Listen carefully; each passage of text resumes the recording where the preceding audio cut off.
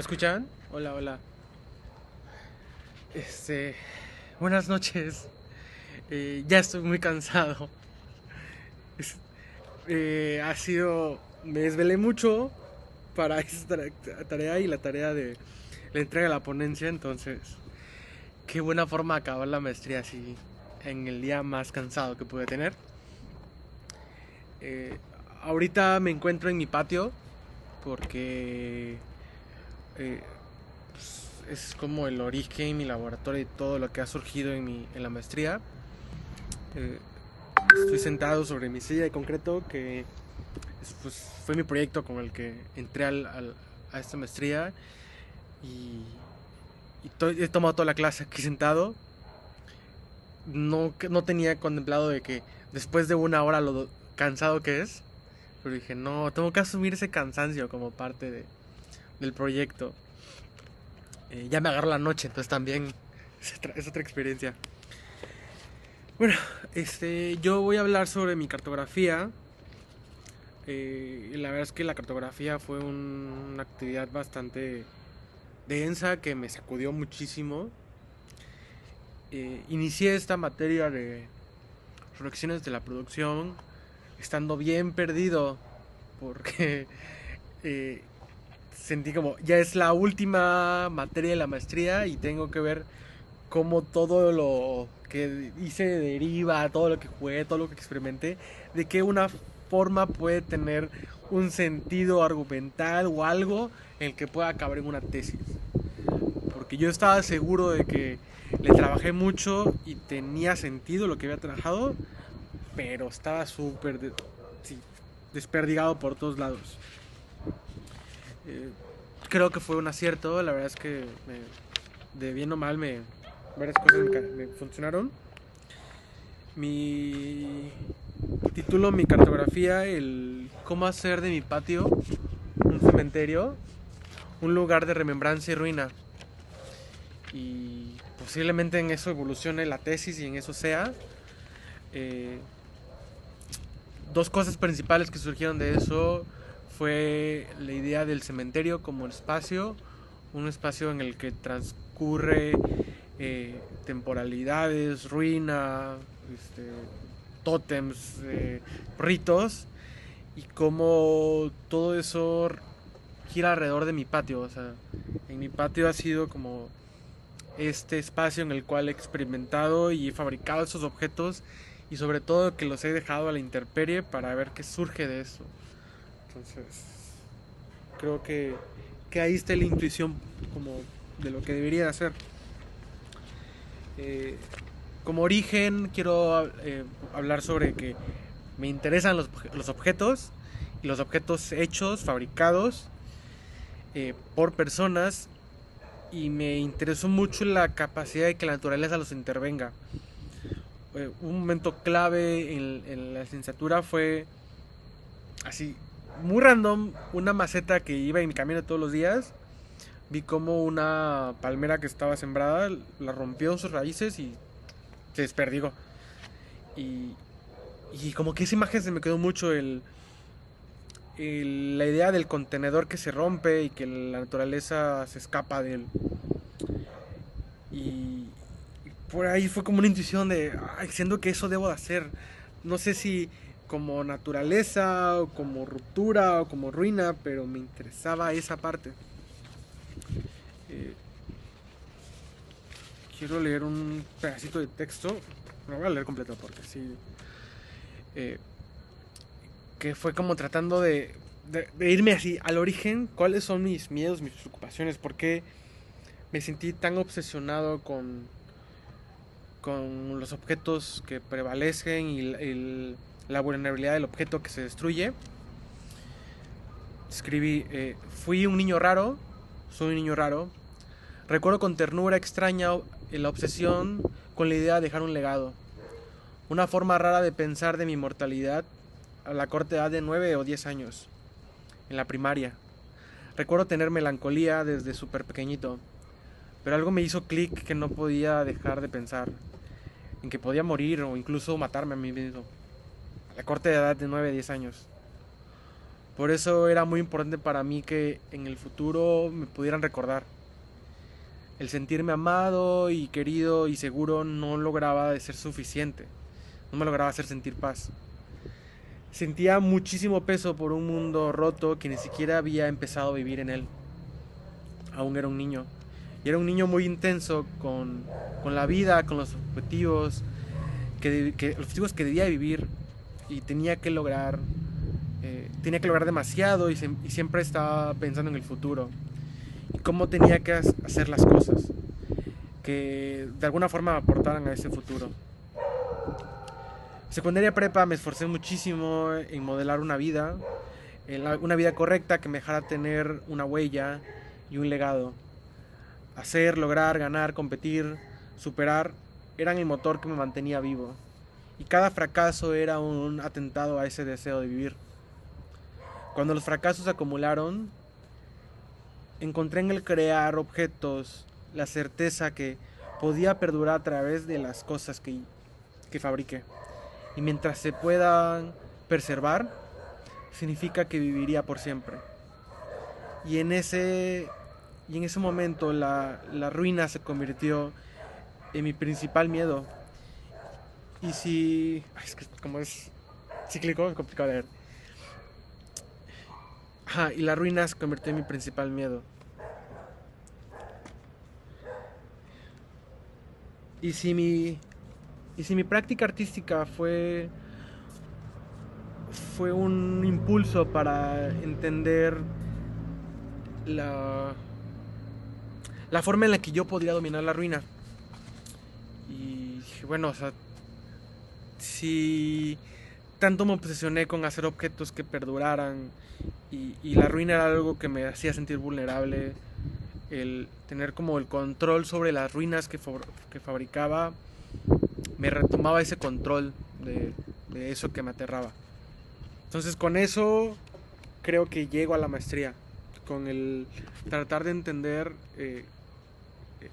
qué es la ruina, cómo puedo tener control de la ruina y qué implica estar arruinado.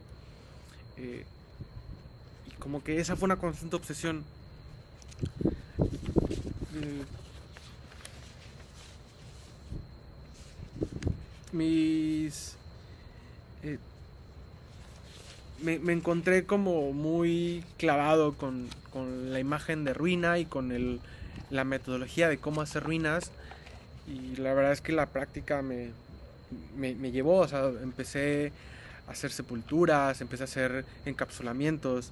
eh, Me interesaba la parte de sujetar los objetos en una temporalidad material. O sea, si en ese momento me interesa el concreto, porque en el concreto encuentro esa posibilidad de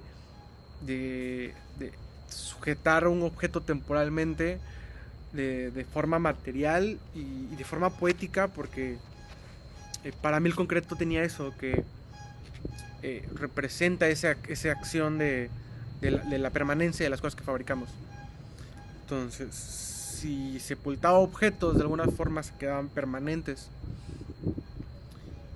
Y por eso es que mi práctica se volvió como muy, muy repetitiva de ver qué podía hacer con el concreto. Y de la misma práctica y de la acumulación de objetos que fueron naciendo en el patio por simplemente practicidad, porque aquí lavo y limpio mi concreto y hago mis colados y pues, tenía sentido. Y muchos objetos se fueron perdiendo en el monte. Eh, Tengo esa como relación especial con la naturaleza de que eh, no lo trato con un respeto como, como ser, como algo, un ente vivo.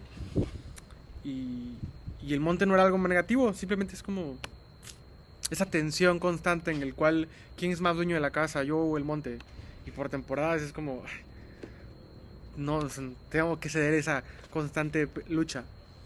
Entonces las piezas fueron perdiendo en el patio. De repente una se quedaba en la esquina del patio y pues sí, la hierba crece y se me olvidó que la hice.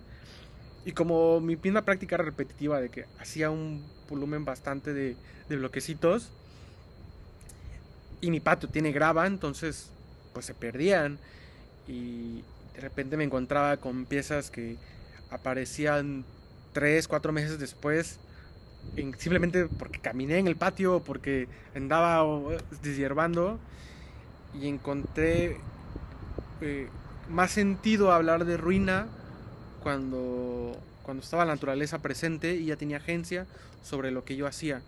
No tanto del cómo yo podía arruinar un objeto, sino que la naturaleza dominara ese objeto. Y, y ahí fue como que me empezó a darle sentido a esa práctica. El ok, ¿qué es lo que me interesa preservar? ¿Qué es lo que me interesa la temporalidad de cada cosa? Eh, ¿Qué sentido tiene esa permanencia? Y sí, por etapas de repente es como entramos a posthumanismos y es como, ay, sí, ya no tiene sentido el preocuparme por el significado y que la naturaleza va simplemente va a consumir y que, o sea, empecé como a darle muchas vueltas a eso y dije, ¿qué tal si esa permanencia o esa huella que me interesaba a mí dejar no es tanto del significado o del valor o de la permanencia de la idea de quién fui? Y ahí surge una pregunta en esta cartografía que es... Eh, no, no sé si lo tengo acá. ¿De qué manera puedo hacer que la naturaleza pueda reconocerme a través de los objetos? Y eso como que le da sentido a lo que estaba haciendo. Es si asumo la naturaleza no como un ser pensante, sino como un ser, o sea, algo con agencia, que tiene redes, que abraza las cosas. Y, y lo que yo construyo de alguna forma se vuelve a relacionar con la naturaleza. eh, ¿Cómo es esa relación? ¿Y cuáles son esas posibilidades? Regreso a mi proyecto con el que entré, en el que pensaba que como diseñador todo lo que yo fabricara algún punto iba a ser olvidado y abandonado. La naturaleza podía habitar en él. Para mí era la idea de que la naturaleza habita en un objeto, se convierte en maceta. Y era, ok, entonces mi responsabilidad como diseñador es hacer macetas. Y era como en el abstracto, era como, ok, muy claro, muy poético. Pero no tenía idea de cómo eso podía ser algo, o sea, sin que simplemente se convierta en ilustrar la idea de que es una maceta. Y ahora regreso a eso y lo pienso como, eh, ¿cómo puedo eh, dejar ecos o huellas en los objetos que creo, que la naturaleza los pueda reconocer de alguna forma? Y, y aún no lo tengo muy resuelto, pero eso, en enunciarlo, que es en esa comunicación entre yo y naturaleza, cuando yo no esté presente, se me hace muy valioso. Y, y andaba con este trip y pues conversando en esta materia con Tania llegó la idea del cementerio, que sentía que el cementerio tenía como todos estos elementos que yo estaba tratando como de dialogar y que estaban sucediendo en mi práctica, los notaba en el cementerio. Entonces me dediqué a dar como tours por varios cementerios. Tuve la oportunidad en este mes ir a 5 cementerios, dos en Carmen, uno en Campeche, dos en Mérida. Entonces, y empecé como a notar eso, todo eso es como cosas que noto en mi práctica, la repetición, los moldes, la sepultura, la idea de los ritos, el archivar los objetos, la degradación de la memoria, el cómo la naturaleza puede rehabilitar ese espacio, se resolvía en el cementerio. Y eso es como una intuición que digo, ok, ¿y qué hago con eso? O sea, ya tengo como esa conexión entre todo lo que había estado fabricando y como que siguiendo una intuición y se resuelve en el cementerio. Y ahorita lo ando rebotando con eso. Para mi coloquio de la maestría estuve escribiendo sobre la figura del artista como sepulturero. O sea, ¿qué pasa cuando mi práctica se convierte en sepultar objetos?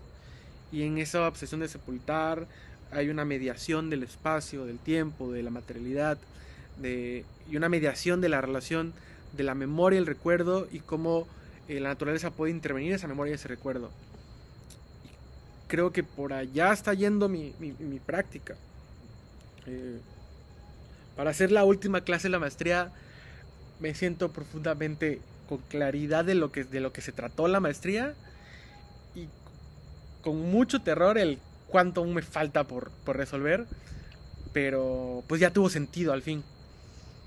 Y sí, ahorita esta semana lo que he estado haciendo es eh, con la convicción de entender la importancia de mi patio en mi práctica, saqué toda mi, mi producción de estos 2 años al patio, y simplemente ver qué sucede ahí. Eh, creo que torna otro sentido eso, el pensarlo como un espacio de transición, de ideas, de cosas, de recuerdos, y pensar que en el momento que ya no esté yo para habitar ese patio, aún siguen surgiendo esas conexiones.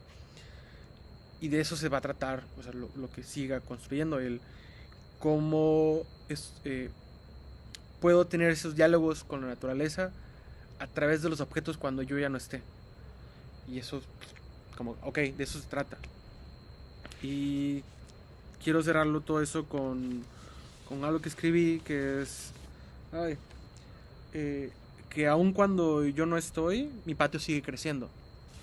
Y pues sí, de eso se trata, o sea, de, de cómo mis tótems, fósiles, objetos, ideas que estoy construyendo eh, se van a transformar en otras cosas en mi patio.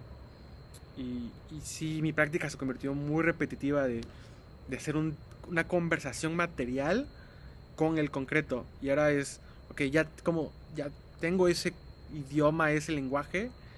Ahora, ¿cómo voy a usar ese lenguaje para hablar a través de la permanencia con la naturaleza? Y pues quién sabe que siga. Pero bien, siendo que fue un acierto la cartografía y la maestría.